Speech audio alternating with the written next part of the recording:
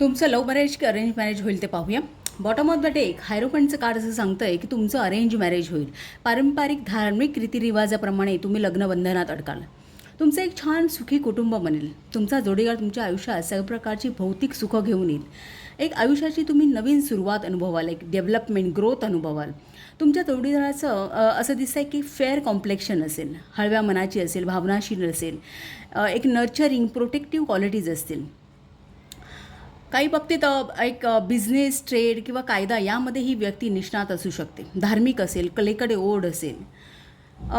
तुमच्या जोडीदाराची भेट असं दिसतं आहे की एखाद्या सामाजिक समारंभामध्ये होईल. त्यानंतरच्या भेटीगाठीमध्ये तुमची मनं जुळतील, संवाद बहरेल.